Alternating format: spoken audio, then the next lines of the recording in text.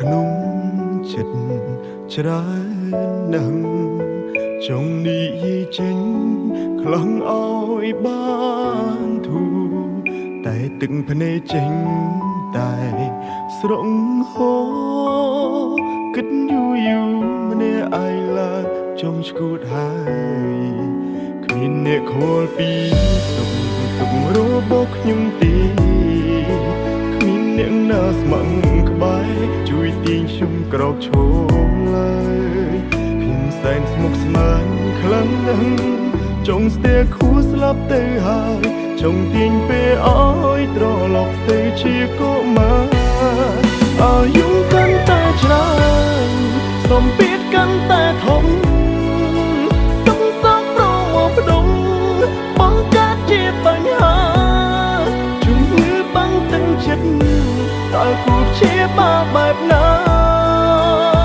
ហូរទឹកនេត្រាហត់នឿយខ្លាំងដល់ហើយអាយុកាន់តែច្រើនសម្ពាធក៏កាន់ទ្វេបញ្ហាចូលហើយតែរួចតែជួបទុំអិនស្បើយគ្មានអ្នកចាំលើកទឹកចិត្តក្រៅពីខ្លួនឯងឡើយ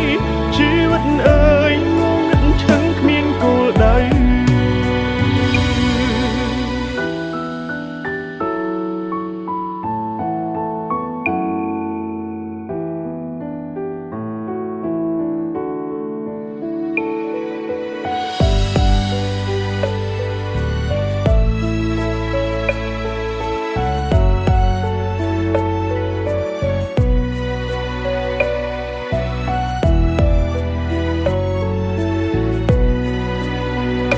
ខលពី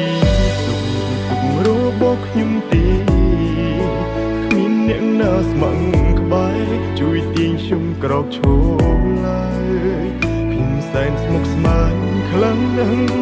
ចង់ស្ទែខួរស្លាប់ទៅហើយចង់ទាញពេលឲ្យត្រឡប់ទៅជាកុមារ